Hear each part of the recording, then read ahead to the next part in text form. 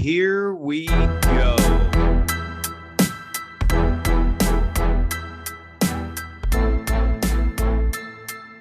Welcome to the Nine Route Fantasy Football Podcast.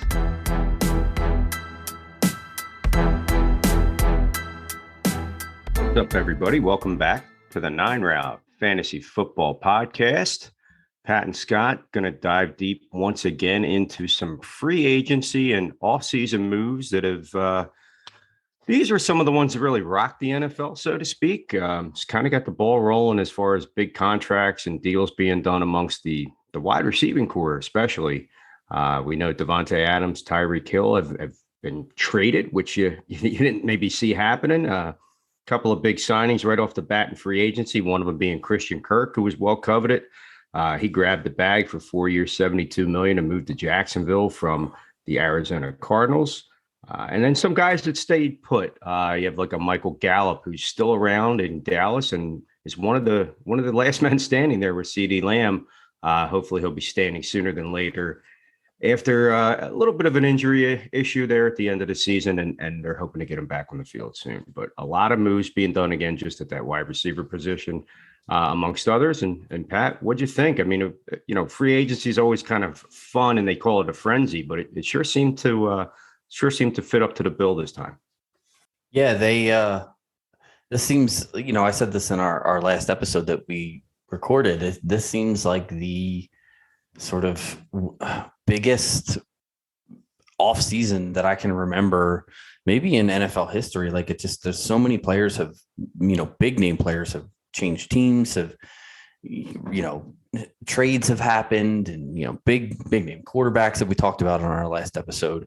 And it was just, this seems like I'm not really sure where this all came from. I was thinking the other day about how the Rams sort of went all in this year, and they signed Matt Stafford, and then that sort of propelled them to Super Bowl victory, obviously. And I think teams saw that as the NFL has been called a copycat league. You see one team do something and it's successful, and then a lot of other teams tend to jump on board and try to imitate or emulate what that team did. And I think teams are sort of this is going to become the time where the Stafford model gets followed, where teams have a lot of good skill players and then, go on to sort of just pick up that last piece, which is the good quarterback that can get them over the hump, and then, try to win a Super Bowl that way. You've seen, obviously we talked about Denver doing that with Russell Wilson.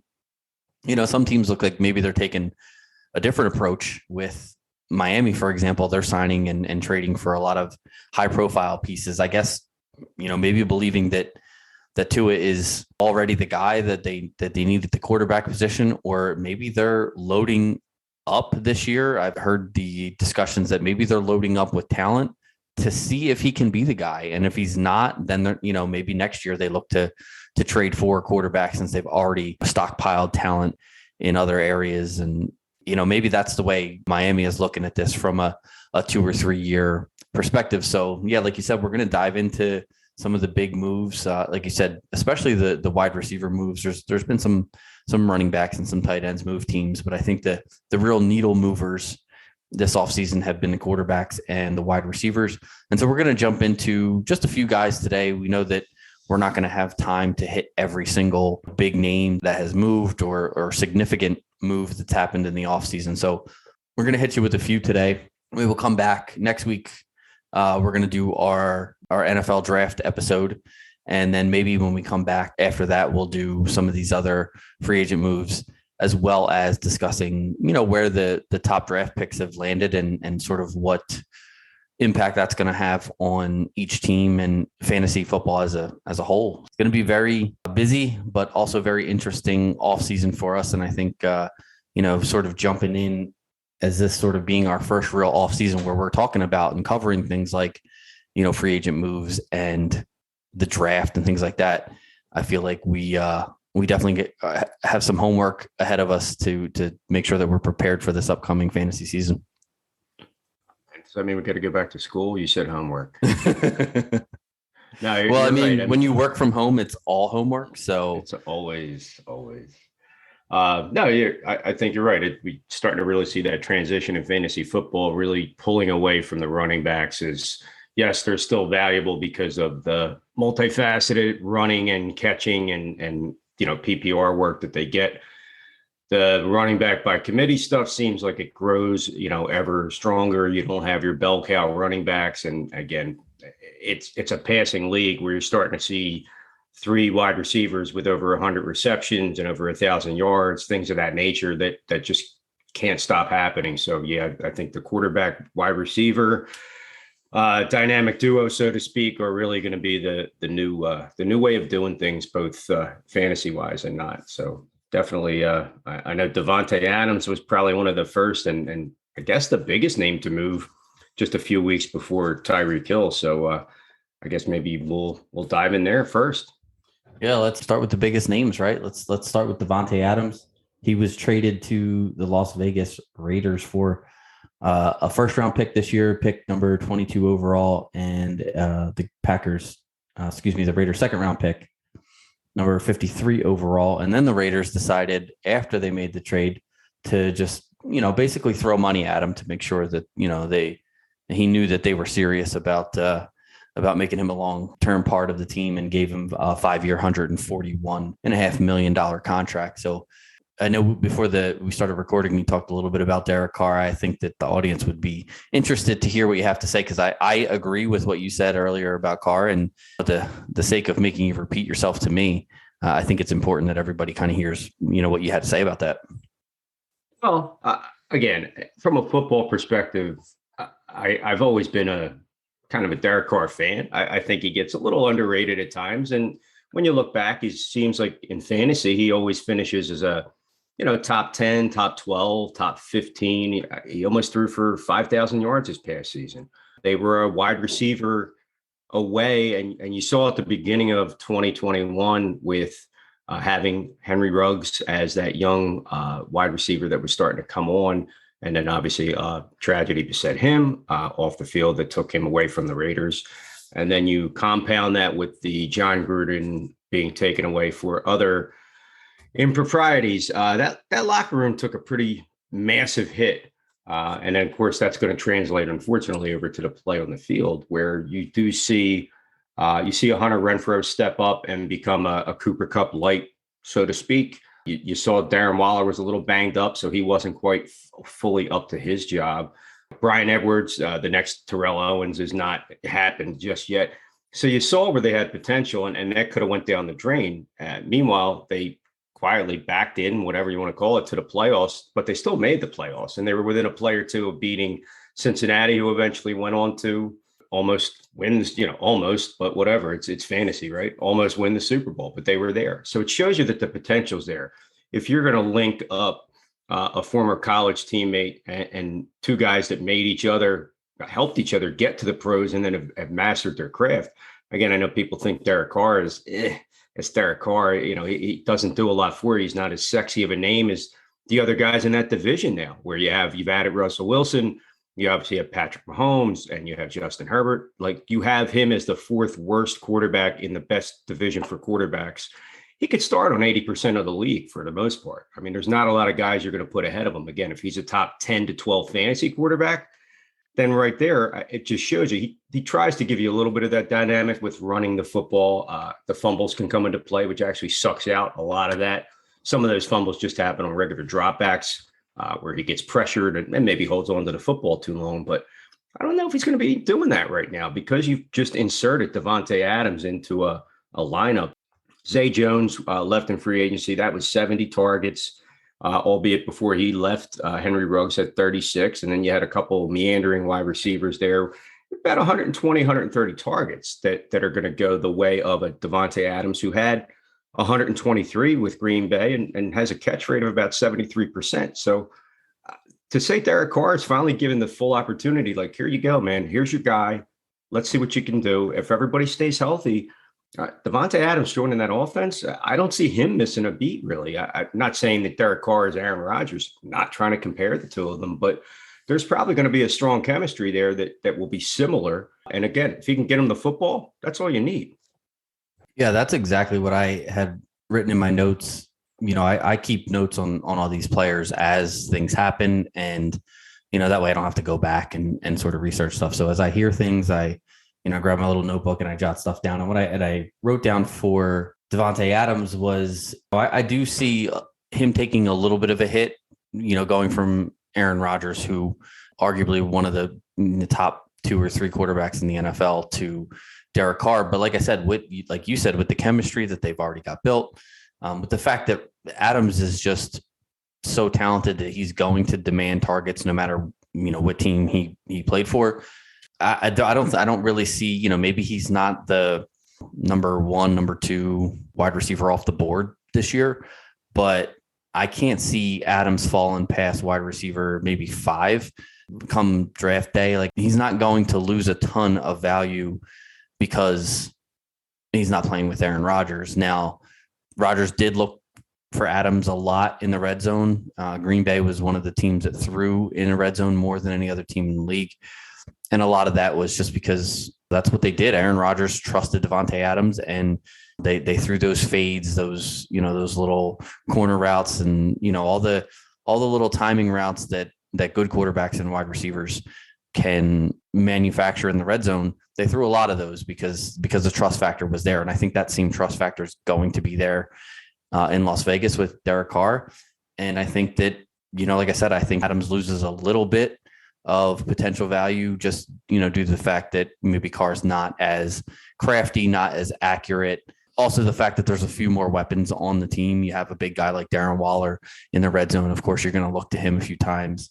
Hunter Renfrow proved that he can get it done in the red zone. Plus, like you said, Josh Jacobs is a solid running back. I'm not that he's necessarily any better than the running backs in Green Bay, but the Raiders do tend to run the ball in the red zone a little bit more over the past few seasons. But again, that's before they signed or traded for Davante Adams. So could they throw in a lot more red zone passes this year? Yeah, they absolutely could. And I think that helps Derek Carr's fantasy value this year as well. There's an opportunity for him to really become I don't want to say an elite fantasy quarterback, but a guy who you can count on a lot more than maybe you had been able to in the past. I think the big detractor from this deal was and is going to be Hunter Renfrow's targets. He had a breakout season last year. I just can't see him getting 128 targets he had last year. I can't see if Waller stays healthy with Adams on the team now. I just don't know that Renfrow is going to be able to I just don't think he's going to be able to get as many targets as he did. And I think that, unfortunately, it's one of those things where, when you got a lot of mouths to feed, who's the guy that's, that gets fed a little bit less. This year, I think it's Renfrow, even though he had an outstanding season last year and what could have been his sort of breakout season for his career. I feel like, if I'm Renfrow, I'm a little nervous right now that maybe my utilization isn't going to be what it was in 2021. All right, let's move on to Tyreek Hill. Another big name trade that happened in the NFL. Tyreek Hill went to the Miami Dolphins. Kansas City got 3 picks this year, the 29th overall, the 50th overall, and then a 4th round pick, which is either 121 or 125. And then they got 2 picks next year, a 4th and a 6th. And then they also did the same thing as Las Vegas and signed or re-signed Hill to a 4-year, $120 million deal. And, this has just been the offseason of wide receivers getting paid. So what do you think about Hill moving to Miami and how that affects both Miami and Kansas City moving forward? Well, I don't know what's stronger. You and I kind of touched on this before we got on. It's what effects are going to be stronger, Tyreek Hill on the Miami Dolphins or the vacuum of Hill leaving Kansas City and the effect it's going to have on that offense as a whole. Tyreek Hill's Tyreek Hill. He's in what you would consider a tough spot now. Okay, you're moving from a quarterback of Mahomes' caliber to a guy of Tua where there's a lot of question marks and red flags. They're giving him some offensive weapons, Tyreek Hill being one of them. Signed a couple running backs in the offseason in Chase Edmonds and Raheem Mostert that give that backfield a little more legitimacy, so to speak. As long as he gets downfield and Tua can get him the ball, that tends to be, I think, your biggest question mark is does he have the arm strength to make those deep ball accurate throws that you ask for from a quarterback? Beyond that, even if he's used on, gadget plays and all that stuff, it's one of the deals where I think as a whole, Hill's going to be that guy where you look at what the coach there, the new coach they just brought in from San Francisco, and what he used Deebo Samuel for. To me, that's going to be a similar role for him. But you do look around and see that there are still going to be other mouths to feed. You have Jalen Waddle, who was a target monster last year, albeit on a team that had, question marks again at the quarterback spot. And you had Tua injured and you had Devontae Parker injured most of the season. Yeah, exactly. And they already shipped him off to New England. Jacoby Brissett jumped in there for a few minutes. So you had a lot of changeover. But pulling Hill out of Kansas City, while Hill himself, I think he's going to take a hit. I mean, I'll put it that way. I can't see him being as dominant as he was in that Kansas City offense, where, he's commanding 100+ targets the way he was and making the receptions while, he had a catch rate of 72%. That's pretty good, where you just think of a deep ball threat guy. Like, the guy's got hands and speed. That's what makes him a killer threat. And you had that punch to the head, punch to the gut concept of him and Travis Kelce and Mahomes being able to take off and make that the third part of that connection. Is Tua that guy?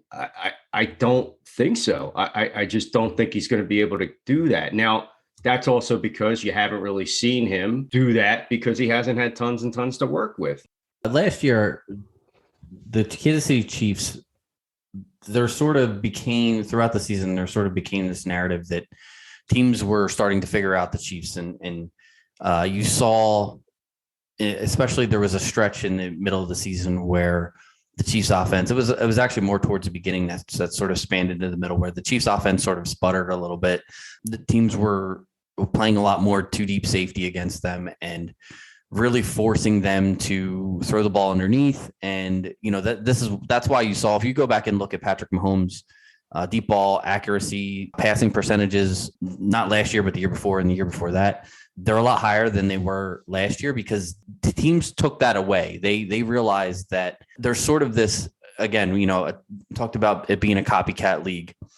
There's sort of this defensive mindset now, things kind of shift in the NFL. It went from back in the day, running backs were the end all be all. You had your Walter Payton and your Jim Brown and your Emmitt Smith and Barry Sanders, like all of these guys who were just the cornerstone pieces to their team, because that's the way football was played. It was a more smash mouth game. It was a more offensive line versus defensive line. The passing wasn't nearly as prolific as it is now. So the NFL has shifted. And what you're seeing now is defensive coordinators are adapting to this mindset that what you have to do to play defense in the NFL now is make teams go on long, sustained drives and sort of let the offense beat themselves, because you can't really defend a good offense in the NFL now. It's too easy to get called for pass interference, defensive holding. Everything's an automatic first down. The number of penalties have gone up every year, except for last year, strangely. But basically the way things are going now is defensive coordinators are trying to get teams to beat themselves, get offenses to make a mistake, get a penalty, or, whatever the case is.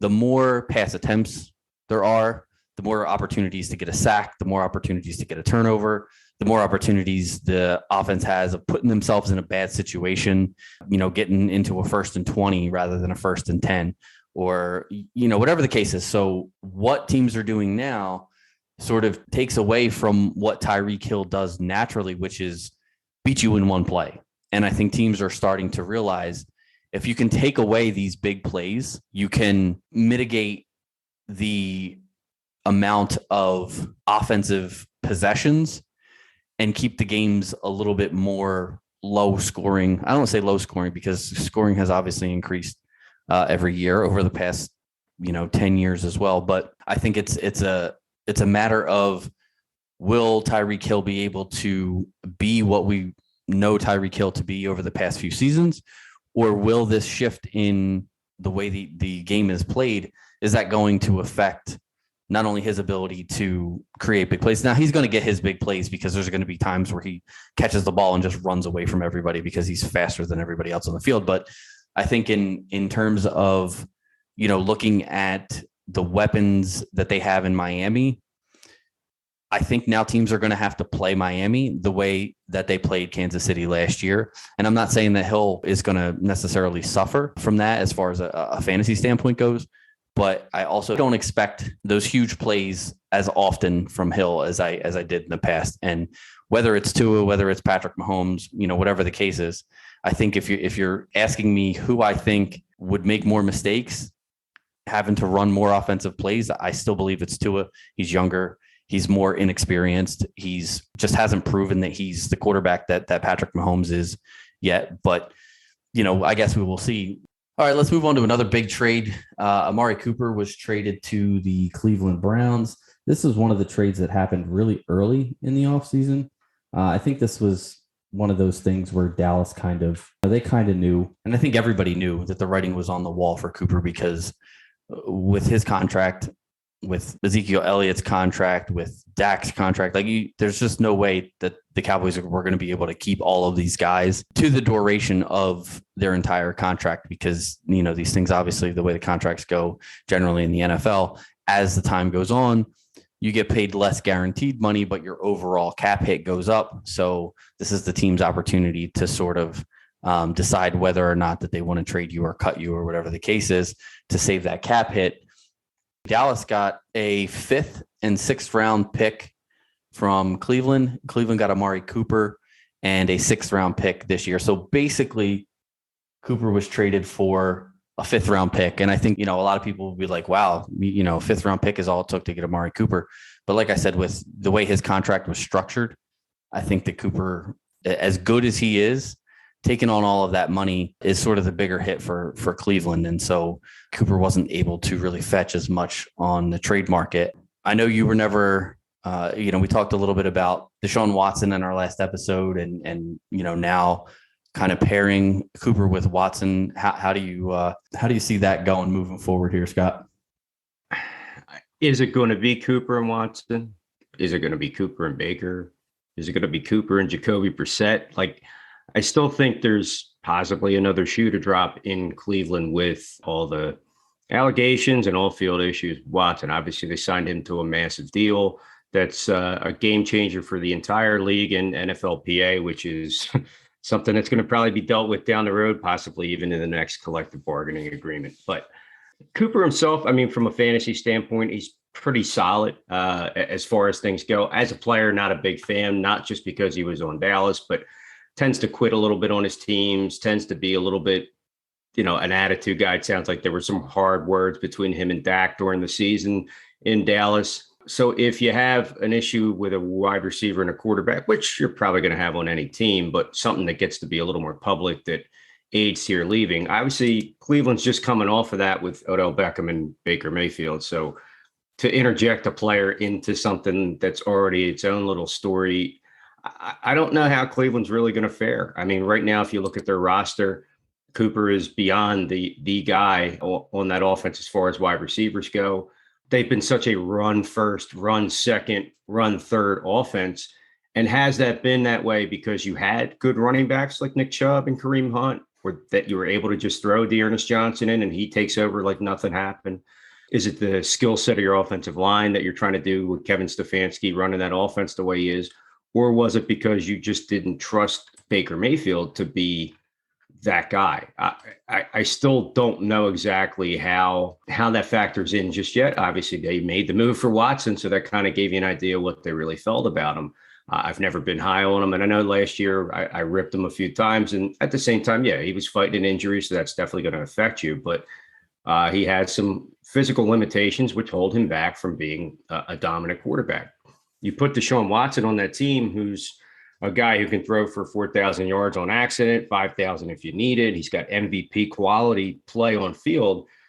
He also sat out the entire year last year. So for Cooper, if you're getting a guy who's going from a situation that he wasn't happy in Dallas, putting him on a team that's a little bit turmoiled, at least for right now, and it's more of just question marks. You don't know what's going to happen post-draft. You don't know what's going to happen just with other off-season moves and whatnot for that team. That's, to me, is a big question mark. It's going to be his first year there. Is he going to get there, not want to be there, and decide to move on?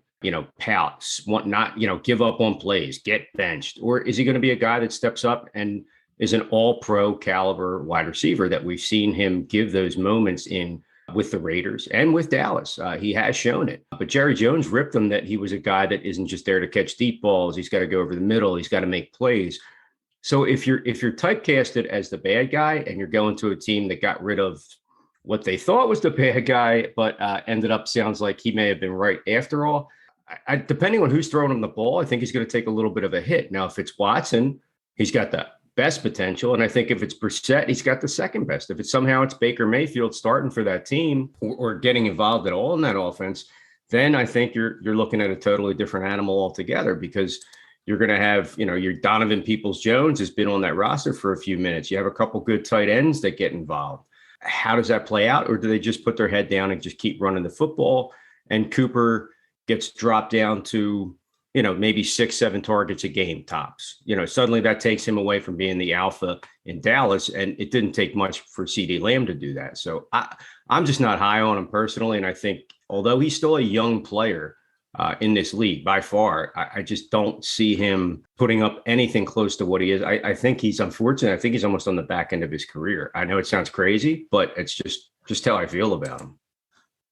No, that's fair. I mean, I think that, obviously everybody has a right to their opinion, and everybody, has different reasons for why they believe what they believe about certain players. And, obviously that's, why we come on and talk about this stuff, because, there's going to be people out there that hear this and think, oh, you're crazy, Scott. Like that's way. Pretty much everybody, Pat. No, what I mean, but there's going to be a lot of people. There's going to be a lot of people that completely agree with you too. And I'm going to take the opposite argument on this stance, just not because it's necessarily what I 100% believe, but just to offer, another side of it. So for me, I think that first of all, the Cleveland Browns have probably the best offensive line in the NFL. I agree.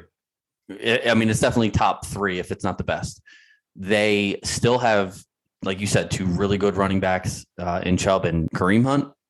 And now they've added a quarterback who, I mean, they obviously believe that Deshaun Watson is tops in the league, cream of the crop, top 3, 4, 5 quarterback in the league with the contract that they gave him and what they gave up to get him. And now you're adding Cooper, who, like you said, maybe is not, he's not Devontae Adams or Tyreek Hill, but Cooper was one of those guys coming out of college who he was a can't miss, prospect. He, went really high in the first round.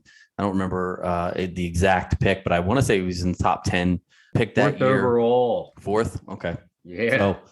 Yeah. So, I mean, the talent is there. It's always been there. I think the year that Cooper was in Dallas without CeeDee Lamb, and he was sort of the go-to wide receiver. He was amazing. Now, will Cleveland add more weapons on the outside, or will they stick with, Donovan Peoples-Jones and what's the guy's name? Schwartz, the guy that they drafted last year, I believe. So will they add somebody else? That remains to be seen. Obviously, they franchised David Njoku, and they're working on a long-term deal for him. So they do believe that he is going to be an integral part of that offense as well. I think that the addition of Deshaun Watson gives Cooper at least the potential to be a top maybe 8 fantasy wide receiver this year. I'm not saying it's a guarantee. Obviously, nobody knows, the future, but I think that if you look back with Deshaun Watson, he tends to find his best receiver and hyper target them. Now, obviously, a lot of that was with DeAndre Hopkins when they were in Houston together.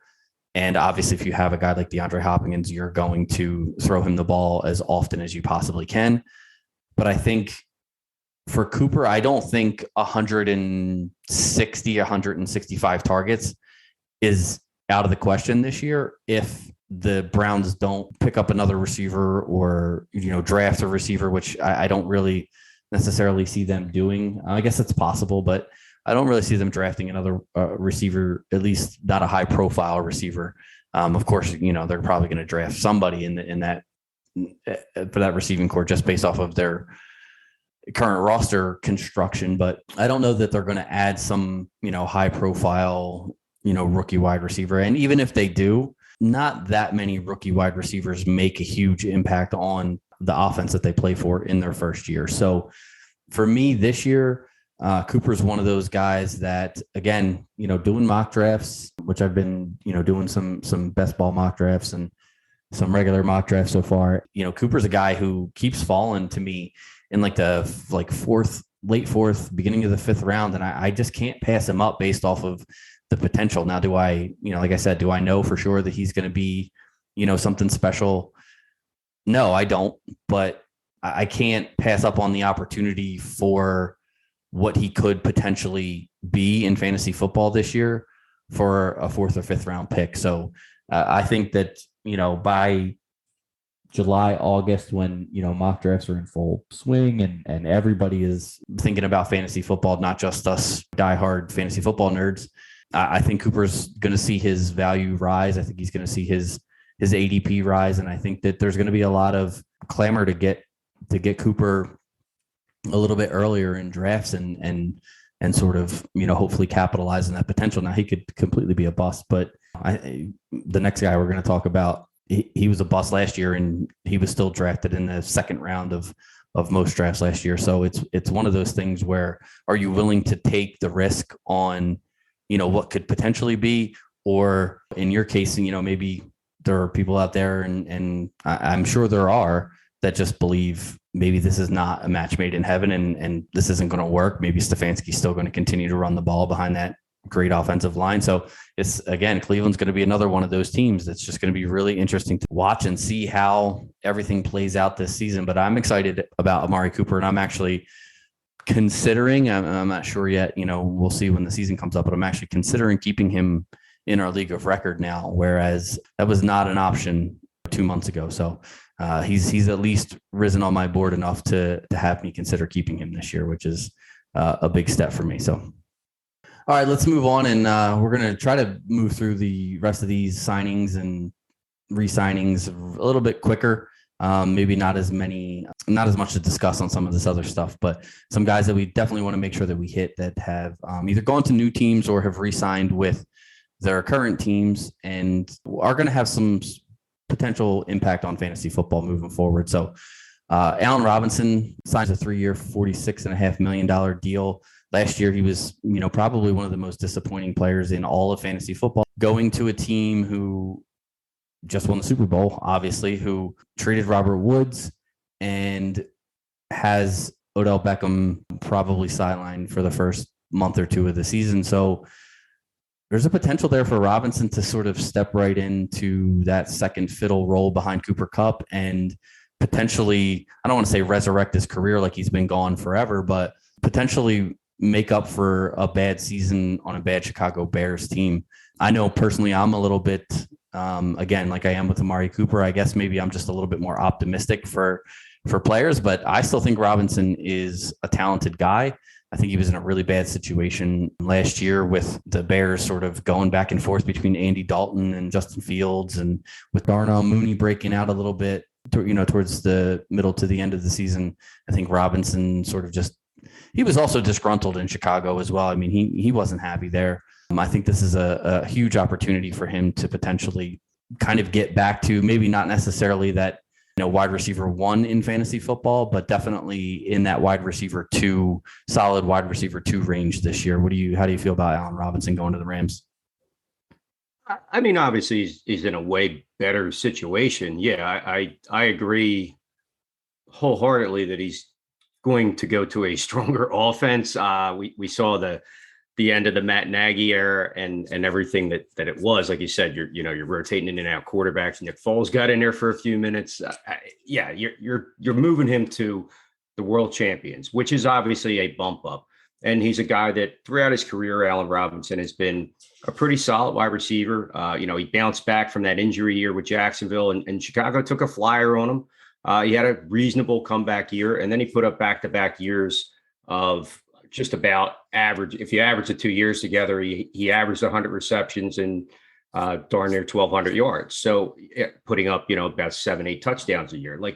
He's a guy who's right in that wheelhouse. To see him fall off last year and fall off, he did, like you said, where I think you may have had him on your roster, if not in our league, in one that I remember. And it was like, you're like, dude, he's killing me. And it's one of those, you don't want to move because you're thinking maybe it's just a slow start and maybe it's just his little rust or a little injury issue.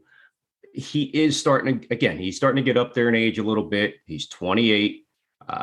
He's been in the league for 8 years. He's going to move to a team though this time that, you're not playing for Jacksonville, who's a bottom feeder. You're not playing for a middling Chicago team and basically almost checking out, where come the trade deadline, it seemed like his name was pretty hot as far as being moved to a contender, similar to what he did, similar to moving to the Rams, where actually we saw Odell Beckham move there. And you saw the impact that he had just by going there. I like the move. I feel like he's almost going to be in there as not quite the Robert Woods mode, but I think similar to, okay, he's on that roster. They have a great young player in Van Jefferson, who they like a lot, who, they got pretty involved in that offense last year and at times really seemed to make big plays and seemed like he was starting to come around. He had 800 yards receiving. He had 89 targets. And I mean, that was all pre-Odell, who kind of took a minute. And then once he got warmed up, really contributed to that offense. They may not be done making moves completely. We'll see what happens for them there. But right now, you would say that Robinson's on the field as a starter with Cooper Kupp, and Jefferson maybe as a 3 wide. They tend to run a little bit more. You saw Cam Akers starting to come back into play in the running game. Obviously, is it's there, but it's all smoke screens. Is Allen Robinson going to give you that jet sweep that, I think that's where maybe Van Jefferson is more of the play here. I think he might be the third, if you want to say targeted, but the third option on that team. Stafford has a year in with Kupp, and he's going to be the guy. He's got a year in with Jefferson. If he builds a big rapport with Robinson, that's great. But was last year an indication that, okay, he's starting to get a little long in the tooth and doesn't have what he had, again, for those back-to-back 1,000-yard seasons? Or again, was it a borderline diva-esque or an injury that pretty much slowed him down, or that he just checked out because he didn't want to be part of that offense? It's all speculation. I'm not going to rip the guy. I've always liked him as a player. I know back in the day, I got him, I think, for that first big year when he was with Jacksonville and got lucky. It was like, okay. And then, injuries beset him. To me, he's probably going to be the third option on that team. Again, there's a lot of mouths to feed, but being the third option on the Rams, that's not like being the third option on, like, let's say, like the Eagles or the Giants or somebody like that, where, Cooper Kupp had 1,900 yards. Van Jefferson had the next with 800. And then you go down the list and you got a couple other mouths to feed. I could see him maybe being a 600-700 yards, maybe 5 touchdowns, and maybe 40 receptions. It's not far off of where he was, albeit the touchdowns would be bonus, but it's not far off from where he was with Chicago last year. He had 38 receptions for 400 yards in 12 games. He still averaged 10 yards a catch. The touchdowns were it. He really didn't score anything, where in previous seasons he had 6, 7, 4, all the way back to the heyday year of 1,400 yards and 14 touchdowns with Jacksonville in the second season. I like the move. I think it's a plus for him. He's definitely going to be better than he was last year, health permitting. But I don't see him getting back to 80 catches, 1,200 yards and 9 touchdowns. I just think that offense is going to go through Cooper Kupp, but I think Van Jefferson, they're grooming him to be the number 2. So we're going to move to Christian Kirk now. He signed with Jacksonville, a 4-year, $72 million deal. And I think this was probably one of the more surprising, at least contracts that I saw, him moving from Arizona where he wasn't really being utilized, I think, to his fullest potential. Didn't surprise me, but the 4-year, $72 million deal was definitely something that I was, surprised that maybe Jacksonville sees something that, I don't, or other teams don't, or what have you. But I mean, that kind of money and that kind of contract definitely suggests that he's going to be a big part of their offense moving forward. Jacksonville has been very busy this offseason, franchising Cam Robinson and then signing Brandon Scherf to the offensive line, and also adding some other pass catching talent, as well as hiring Doug Peterson, which, as you and I both know, former quarterback, is, sort of a guy who, I think they are bringing him in to develop Trevor Lawrence. I don't know what to think about Kirk. I think that the contract says that he's going to be one of the main guys in that offense. But last year, we went into the year last year thinking that Marvin Jones and Laviska Shenault were going to be, major parts of that offense moving forward. And for whatever reason, Trevor Lawrence seemed to find, Jamal Agnew a little bit more, I guess, easier to find or easier to target. And we just kind of couldn't put our finger on, not that the Jacksonville offense was great anyway, but you really couldn't put your finger on who was going to be the guy. Jones did have his games here and there. Shenault sort of disappeared completely, but this is one of the signings that I'm not super high on. I do think Trevor Lawrence is going to be better this year than he was last year, but I don't know if Christian Kirk is, I don't know if he's number one wide receiver material. Like I feel like Jacksonville either Jones steps back up and takes over as the number one receiver and Kirk slides as the number 2, or, maybe Jacksonville decides to, they got the first pick in the second round as well. Maybe they decide to go with the wide receiver there. There's a lot of talented wide receivers in this year's draft, but Jacksonville is just sort of an enigma to me. I can't seem to figure out where to put Christian Kirk. And as far as like my preliminary rankings, I've started ranking players for next year. Kirk is one of the hardest guys for me to rank, because I want to put him in that echelon or that tier of players where, I believe he's going to get maybe 120 targets, but in my heart, I don't really believe that that's going to be the case. So I'm kind of, you and I haven't discussed Christian Kirk at all. So I'm very interested to hear how you feel about him going into 2022. You're like one of those kids that, like, as the teacher's talking, I have my hand raised, like I really want to talk. You can interrupt me at any time. I'm used to it. I have kids. Exactly. No, it's as you're talking to your spouse, they're like, yeah, okay, give me a second. I said kids. Don't get me in trouble. Yeah. Hey, as long as nobody's listening, which we're pretty good at. The money was, they're going to throw the bag at him to sign him. I think the biggest thing from last year is obviously Christian Kirk on an Arizona offense that had its moments that really looked like they were going to be one of the more dominant teams in the NFL. You and I had talked about it at the beginning of last year. It was like, oh, you could take anybody on this offense and they're going to help you win fantasy this year. Pick the water boy, the athletic trainer. It didn't matter because of how crazy they really looked. And then they pretty much fell off a cliff. And a lot of that was Kyler Murray's injury, but that at the same time, Colt McCoy was still winning games. And then you just saw different things happen where, the biggest injury overall that really affected that offense was DeAndre Hopkins really not being healthy enough to play throughout the majority of the season. And you then pushed a lot of these young players into these roles. And Christian Kirk finished top 30 wide receiver. He had almost 1,000 yards, 5 touchdowns. He's got a catch rate of about 73%. And that was on, again, you're looking at target wise at what he had there. He had about 103 targets that he's vacating. Now he's moving to Jacksonville, where he's the best wide receiver on the roster. I mean, personally, I think he's a step up from Marvin Jones only because of his big playability. Laviska Shenault had 100 targets last year. I mean, they quietly have a deep wide receiver core. They signed Zay Jones. Marvin Jones is fairly reliable, and he was good until they realized he was the only guy that could catch for him at the time. Christian Kirk, you have Jamal Agnew, who had some nice plays, got a little banged up. I think Shenault, this could be a breakout year. And Laquan Treadwell finally looked like an NFL wide receiver, albeit a lot of this was mop-up time. And you had a rookie quarterback who, I don't care how good you are, you're a rookie.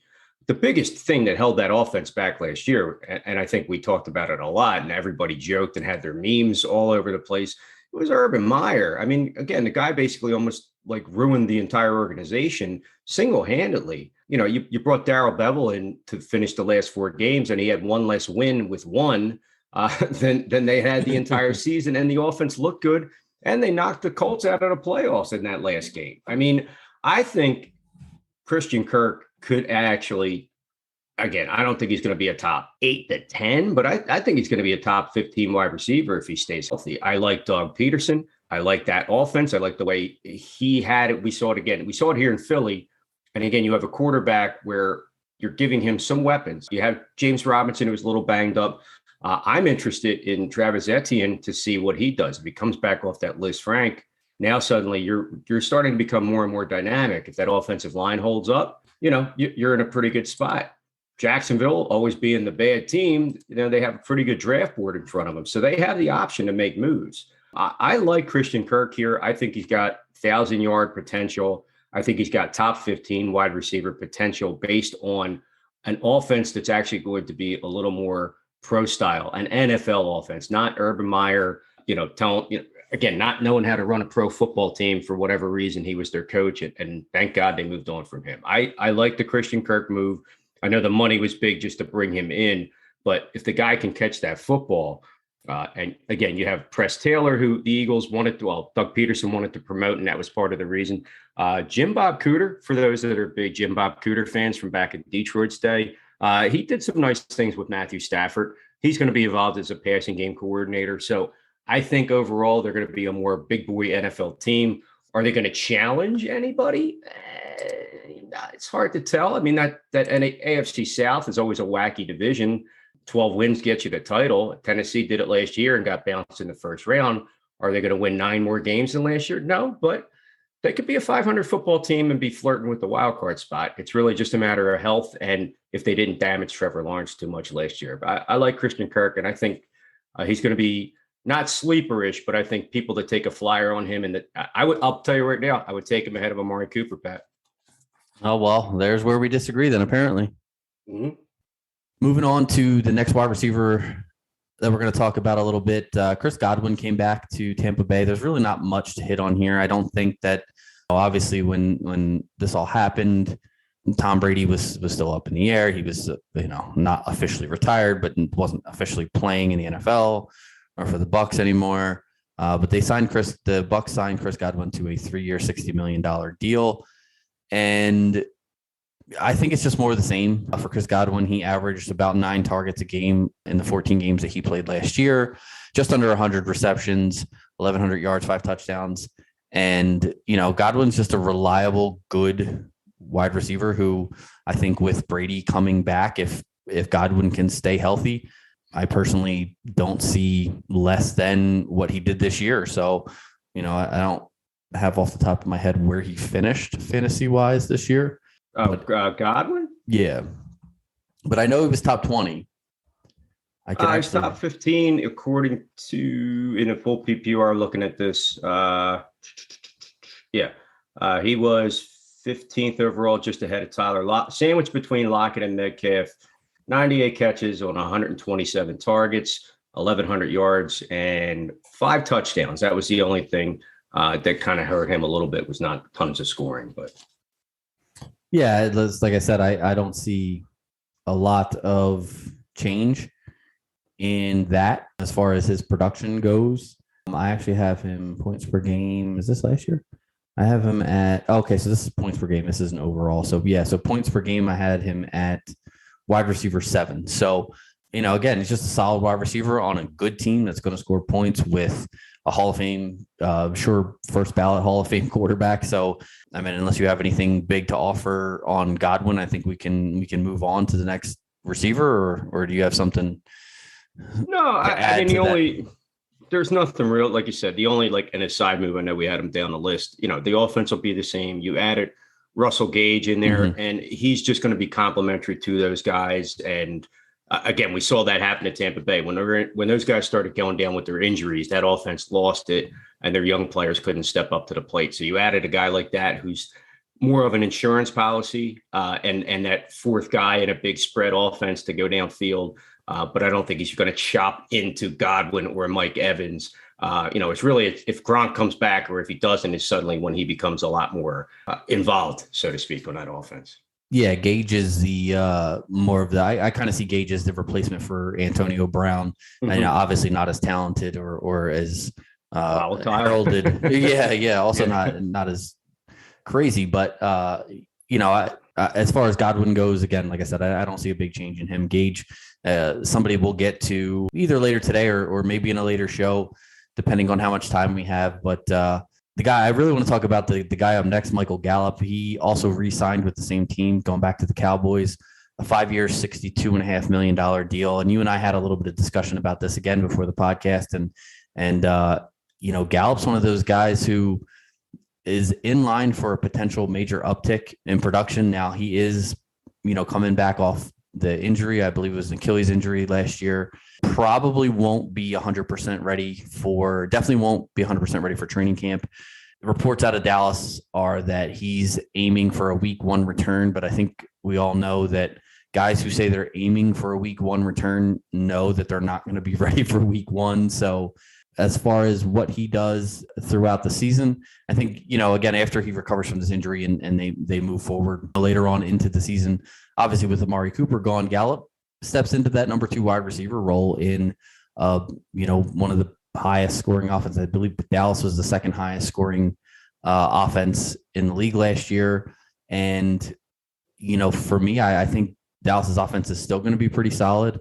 I think they're going to still throw the ball a ton. They have Dak Prescott, who is he's a top 10 real life NFL quarterback, and teams obviously are going to be keen on CeeDee Lamb and stopping him in that passing game. So I think Michael Gallup has a real opportunity to jump into probably the top 20 as far as, wide receivers in fantasy football. That's kind of where I have him on a points per game basis. Again, depending on how much of the season he misses and how much time it takes him to sort of get back into, up to playing speed. I think that he could be a guy, especially later on in the 2022 season, who could potentially, he could be like Russell Gage in the fact that, he kind of comes on at the end of your season and helps propel you to a fantasy championship. But what do you think about Gallup and that new deal in Dallas? Well, it's Jerry doing Jerry things. I mean, you're going to throw a lot of money at somebody and get rid of another guy in Cooper because he was costing you too much money. You went with the younger guy who has shown potential, again, to be a decent, young, up-and-coming wide receiver in the NFL. I mean, Michael Gallup is 2 years removed from 1,100 yards. Last year was a little bit of a downer, again, with the injury issues. I think he had injuries coming in and going out of the season. For the amount of money you're paying him, you're basically paying him to be a carryover for, again, CeeDee Lamb being your 1, Gallup being your 2. You had Dalton Schultz, who stepped up as a receiver. You have Tony Pollard, who quietly is a good running back on that team, but a lot of people are starting to figure that out. He can make some plays out of the backfield. Dallas has the 24th, 56th, and 88th pick, so they have 3 of the top 100. I personally think that they're going to make a move for a wide receiver, one of the young guys, because there's so much talent out there right now, and we've talked about that, and we'll touch base on that next week when we talk about the draft. But you're looking at, 8 to 10 guys that could go in the top 100 as far as wide receivers, let alone if you have one of the big names still falling or when Jared falls in love with somebody, he might make the move. You could see him, he likes his SEC guys. He's an Arkansas guy. So Treylon Burks wouldn't be a shock to me if he's a guy that they maybe take if he's there or trade up to get. on that team. They do need to get better defensively, but he loves him some offense. They actually did have the best pass. They had the number one overall offense last year as far as points go in the NFL. And, Dak can do what he does. He can throw for 4, 5, 6, 10,000 yards in a season, but they still don't win. It's just how it goes. CeeDee Lamb really is a special player right now, and I think he's going to be their focal point. At the end of the day, Gallup to me is he going to miss so much time during camp that when he gets back, if he comes back at the beginning of the season, or if he comes back at week 4 because of this injury, which is serious, and you can't rush it because if something else happens or you get a secondary injury off of it, that could be a career ender for this guy in a negative way. You don't want to see that for anybody.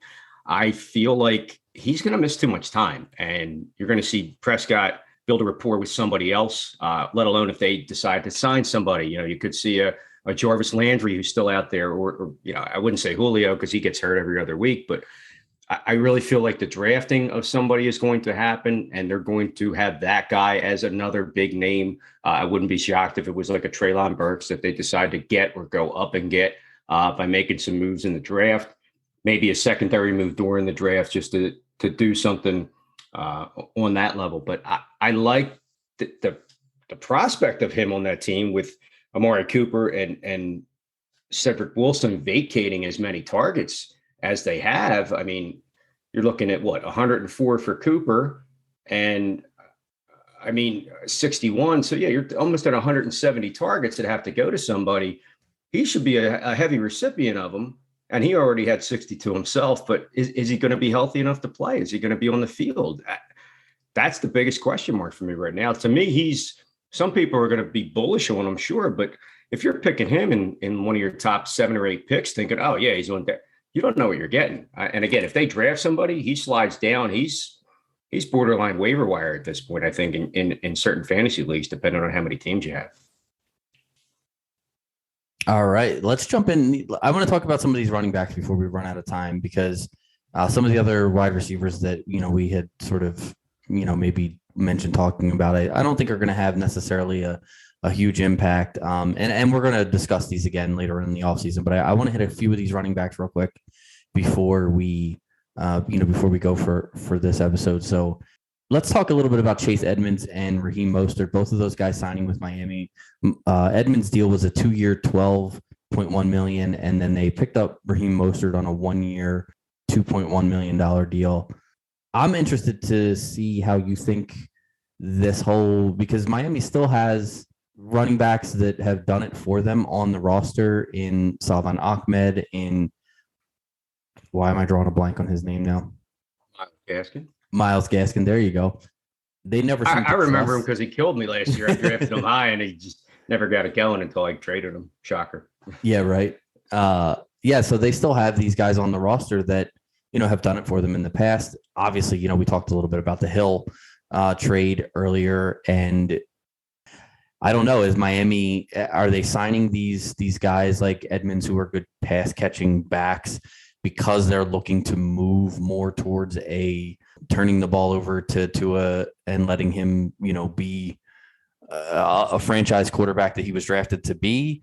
Are they piling up second-rate running backs? I don't think anybody believes that Chase Edmonds or Raheem Mostert is Dalvin Cook. They're not Alvin Kamara, Christian McCaffrey. They're not these guys who are, your do-it-all running backs. These are more guys that work better in platoon backfields. So how do you see these signing as additions to that Miami roster, and how would you give me those 4 running backs, rank them as far as fantasy impact for Miami between Edmonds, Mostert, Gaskin, and let's leave Ahmed out because we know he was kind of only filling in for Gaskin. So out of those 3, how do you see this backfield shaking out this year? And he could be cut. You never know, on that level. Okay. I would think that Chase Edmonds probably has the most potential to do the most damage based on the fact, obviously, he was a free agent signing. You look at the new head coach, Mike McDaniel, again, from San Fran. I think with Mostert, it's more of a health issue. If he can bounce back, right? I think he was a little banged up throughout the year last year. Yeah, he played one game last year before. Yeah, and exactly. So he went out, and that's what helped to get Elijah Mitchell on the field and establish him as a solid wide receiver or running back, and at times wide receiver, the way they ran the offense. But yeah, nobody knew what position anybody was playing on that team halfway through the season. So no, and that's, you just said it. Like, that to me is what's going to be the most interesting thing. We talked Tyreek Hill at the top of the show. It is what this offense will look like once McDaniel gets everybody in camp and he almost strikes me as the kind of guy that's going to try to put everybody in the best spot to do what they do best. Again, seeing what he did with Deebo Samuel you don't want to say, oh, he's a Swiss Army knife. No, he just put him out on the field and said, you're the best guy on this team, dude. And you know what? We're going to give you the ball as much as possible and put you in all these situations to do what needs to be done. And lo and behold, yeah, you had a guy that had a monster season, both in fantasy and not. And I remember not being too high on him coming in, and then he goes up and puts up 14 touchdowns and 1,400 yards. And it was just kind of ridiculous, when you really look at it. And then he turns around and does more, on the running game as well.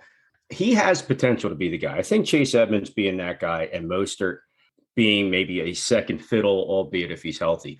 To me, the odd man out is Gaskin, being as he's not McDaniel's guy. He's going to that franchise, and he's almost like he's got a potential to be a trade chip, to be honest with you. Miami doesn't have a lot of draft capital from all the moves that they just made. They have a comp pick at 102 from San Francisco. So that's really their highest draft pick coming in. So they're not trying to build through this draft as far as you can tell. And again, unless they make a move.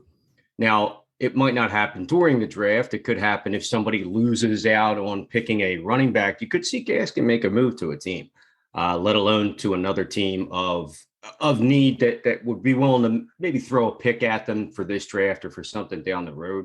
So if you're asking me right now, to me, it's Chase Edmonds is to the solid one because of his all of his pass catching ability that he's had over the years with Arizona. And he was almost their, I don't want to say de facto guy. And then you had James Conner come into it, who also had a great season as far as that went. I think Gaskin to me would be the third guy. He's probably the best running back on the roster, ironically, but to me, he's going to take a back seat to Edmonds because you just went out and spent money on a guy for, this kind of a situation to be that jack of all trades in an offense, dynamic as possible, and knowing what he's going from to what he's going to. There's that. The Miami team overall, though, as a whole, there's so many mouths to feed in that offense that we just went through. Do they cannibalize each other? And then you have solid play across the board, but none of those guys is beyond a 2, except for maybe Hill, just because he's the breakout guy.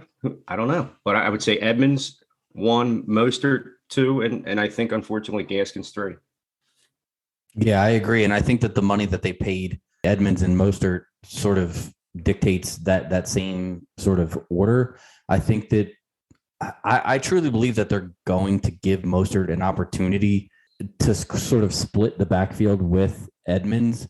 I do, however, think Edmonds is probably going to finish higher in fantasy just due to the fact that, again, like you said, Mostert is hurt a lot. The guy just doesn't seem to be able to stay healthy. And also because of Edmonds' pass catching work out of the backfield, especially in leagues that we play in, which, mostly are PPR leagues. Edmonds definitely has a little bit of an advantage there. I've always been, I kind of thought last year before they signed James Conner, or even after they signed Conner, I thought Edmonds was going to be, kind of the guy. And then Conner was going to be more of your change of pace, goal line type back because of his, physicality and toughness. But Mostert isn't a physical, tough guy. He's more of a speed guy. Gaskin, obviously, with his, size, he's not a big dude. Chase Edmonds is 5'9", 210 pounds. Yeah, again, he's not huge, but he's a more prototypical. Yes, he's a more prototypical, and he's shifty at that weight. So I hope that Miami gives him the opportunity to be the one. I do think that Mostert's going to get his opportunities there. I do think that like you said, coming from San Francisco and Mike McDaniel coming from San Francisco, that there's sort of a connection there where he's going to give Mostert a shot. But the 1 year deal, that's his guy to help the playbook get to the running backs. You know what I mean? Right. If Edmonds doesn't, get the playbook early in the season, he's got somebody that sort of knows the plays and stuff like that. And Mostert's he's a home run hitter. That's kind of what he's been in his career. I don't think he hasn't been durable enough to be, the only guy, like a number one type running back, but he's a guy who, if you hand him the ball 6, 7, 8 times a game, maybe every other game or so, you're going to get a big 60-yard touchdown run out of him or something like that. So I think that's going to be his role in the team. I do agree with you that, and here we go agreeing again, right? I do agree with you that Gaskin, who obviously is so important to that team that I couldn't even remember his name earlier. I don't think he's going to be a big part of the offense. I don't think that they really value him moving forward. So I agree. I go Edmonds, Mostert, and then Gaskin. I think the last guy that I would like to talk about, I don't know if after this, if you have anybody that you want to throw in there, but James Conner. Actually, we can cover them together. James Conner and Leonard Fournette both go back to their teams from last year.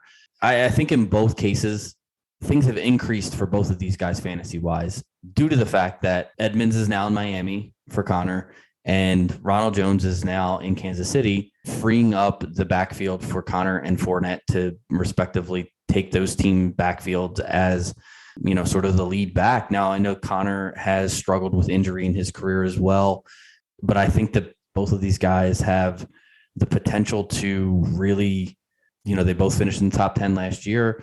Being on the offenses that they're both on, I don't see how either guy falls too far from the production of last year, barring injury, obviously.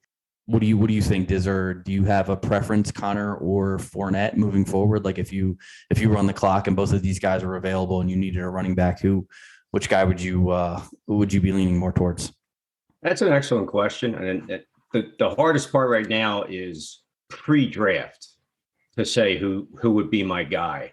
I think you have a little bit more to worry about just based on the roster right now. I think you have a little bit more to worry about with Fournette than you do Conner. And it's not by a lot. It's not in that sense, but where Leonard Fournette was, one of the best running backs in fantasy football last year. And a lot of people thought he was going to fall off, and he ended up finishing, in your top 5 or 6. But Conner did as well. And that was another name that nobody expected to be as good. They thought maybe his injuries had beset him. He's only got Eno Benjamin behind him, who's been, a little sleeper darling name that everybody wants to get out there. So they think that they're, right if he has his breakout year. Arizona picks 23rd currently, and Tampa Bay picks 27th in the draft. There are first-round talent running backs that have been mentioned, but it doesn't sound like a lot of teams are high on. I think both teams have the potential to possibly take one of those players, depending on what other talent, best player available is there, let alone make a move or anything of that nature. Just looking ahead too. And they both have solid second-round picks at 55 for Arizona and 60 for Tampa Bay, respectively. So those teams, I think, would definitely look to make that move. Now, with Fournette, you have Giovanni Bernard, who, has always been the waiver wire darling that he was and had some moments, but he wasn't as maybe effective as we thought he'd be. And Keyshawn Vaughn started to look a little bit like maybe like he had some potential when he was thrust into some of those roles where that team just was a mash unit by the end of the year. They need to get younger in Tampa Bay. So I think the running back concept there probably behooves them more, and maybe to move on from, somebody maybe like a Bernard or see about, making moves like that. I probably would be higher on Conner just because unless they take a running back, if they take one of the big names, if they go for, a Breece Hall, or if they go for the kid out of Michigan State, Kenneth Walker, Isaiah Spiller is a big name. And again, you have like 4 or 5 guys in the top 100 as far as ranked running backs, overall picks. So, I mean, you have these guys that could fall into the second and maybe they trade back and do stuff like that. You just have to watch what happens. I'd say Conner is probably my better play on than Fournette. Plus Fournette's in an offense that, again, there's 1,000-yard receivers all over the place now. And you're still not sure if he's going to have that same gulf. He was ready to go. He was looking at, remember he went to New England for a visit and then quickly resigned with Tampa Bay. So, I know Tom Brady dictates how the league goes, almost like LeBron in the NBA a little bit. But I think Conner's in, if they get D-Hop back out there and, Murray seems to be their guy right now, you don't know. Arizona could get a quarterback. Suddenly that whole team's on its side. And I think right now I'd say Connor over Fournette, but if something crazy happens at the draft, I wouldn't be far off from Fournette. I think he's the better running back overall, but as far as like the duality and the pass catching ability that Connor shows, that there's just a little bit more there. Again, they were close last year. One of them falls off. I'd say it'd be Fournette. But again, I got to wait to see what happens in the draft. Yeah, they were less than, or just under 2 points separated them last year in PPR. Fournette finished 5th overall and Connor was 6th. So yeah, it's definitely one of those things where now, again, just because we very rarely disagree, I actually believe that Fournette is the safer option. Only because I think Fournette is a really good pass catching back, which, I don't think a lot of people knew that or saw that coming into last year. I think, they kind of assumed that Giovanni Bernard was brought in there to be the third down guy. And, Fournette handled the pass catching work very, very well last year. He actually was targeted the third most. He had 84 targets last year and 69 receptions. So I think the pass catching work is there for Fournette. And I think that Tampa Bay's offense is obviously, being one of the top scoring offenses last year, is a little bit better than Arizona's. And I think that there's the potential, at least, for Fournette to have another double-digit touchdown season. Whereas for Connor, I think that Arizona's offense isn't quite as good, obviously, as Tampa Bay's, being led by a good quarterback, but not Tom Brady. And the fact that Connor just scored so many touchdowns last year that I think it's a little bit more difficult to repeat that. I think that because of the fact that Fournette's points came from his rushing yards, from his receptions, and not necessarily from touchdowns, I think that it's so much harder to repeat 18 touchdowns or whatever it was that I think it was 18 total touchdowns that James Conner had last year. I think it's so much harder to repeat that from year to year unless, you're guaranteed to get, a ton of work in the red zone. And I'm not 100% sure. I know that Arizona doesn't really have anybody else that they, are going to bring in specifically for, goal line or red zone work. But I think you give me both guys with no competition, I'll take the guy on a better offense who can catch the ball. So we did have a couple of tight ends that I wanted to hit, but those guys none of them are really fantasy relevant other than Zach Ertz and him being with the same team as he was last year. Just real quickly, my thought on Ertz. I think that what you saw with him in Arizona is what you're going to see with him in Arizona again next year. I think he was better as a fantasy producer on the Cardinals than he was on the Eagles. And I believe that, he's going to once again be a top 10 fantasy tight end. I know that, Zach Ertz, one of your favorite players in the NFL. You happy to see him back with Arizona, obviously, if he's not playing for our Philadelphia Eagles? Yeah, I mean, there were a few other situations he may have been able to go to make an offense better, stronger, but he seemed to kind of settle in pretty good with Arizona. He seemed to be almost a missing piece to their puzzle. And yeah, you really saw them starting to click a little bit with him. He had a pretty solid season. I mean, ironically too, before he left the Eagles had a pretty reasonable passing offense. And then as soon as he got traded, their passing game kind of went into the tank and they had to rely on the run a little bit more. So it shows you what value he still has at his age, where a lot of people thought he was done for overall. Now, the quarterback play is going to dictate how well he does out there. He doesn't have anything else to rely on. Is Kyler Murray the guy? Is he going to stay the guy? Is he going to look to him a little bit more? Obviously you're losing Christian Kirk. You do have probably somebody like a Rondale Moore going to step up. AJ Green re-signed, I believe. And if DeAndre Hopkins stays healthy, yeah, you might see him get a little more of the touchdown work that, like you said, where Connor could lose that in an overall regression concept near the goal line. You still have Cliff Kingsbury, who not super high on him sometimes when it comes to his coaching decisions and things like that. So it'll be interesting. Yeah, I think it's okay for him to stay put because he's going to probably just finish it out the stretch there. But yeah, he's still, again, he finished pretty much top 5, top 3, top 6 every year. I mean, he's just that guy, and I don't see him going anywhere. Yeah, I've always liked Zach Ertz. I hope that he finishes out his career on a positive note and gets to retire He'll come back for his 1 day contract, Oh yeah, of course. Well, who knows? After the way the Eagles did him last year, they weren't. I don't think he was too happy about the way he was traded. But always an Eagle in our hearts, right? Oh yeah, and a back-to-back fantasy winner for me. But you have a little extra special love for him. Oh yeah, love me, Zach. Julie, you're great too. Don't worry. All right, well, that's going to do it for this episode. I think we dove into as much as we could in the time that we have, and that's a couple guys that we wanted to get to, but weren't really able to make that happen with the time constraints. But we're going to have another episode for you next week. Don't miss that. It's going to be our draft episode. We're going to talk a little bit. We're going to do a little actual NFL mock draft. Do a pick 'em and see. If we were NFL GMs, who we would take for different teams in the NFL draft, and that's going to be fun. It's always something that is super interesting. We do these fantasy drafts and they're fun, but the NFL draft is definitely an event, and this will be something that I'm looking forward to watching this year. And Scott and I are gonna have a little friendly competition on who can more accurately predict the NFL draft, which I don't think anybody can accurately predict that. These guys that get paid a ton of money by these networks can't do it. I'm sure we're not going to be able to do it, but we're going to give it a shot and have some fun with it. And hope you guys join us next week for that. And then maybe our following episode, we'll try to get back into some of these other signings that we missed today, and also get into some of the impact of the NFL draft and, where some of these players landed and what effect that's going to have on their fantasy value coming into the rookie season. So, Scott, you got anything you want to add before we get out of here for the day?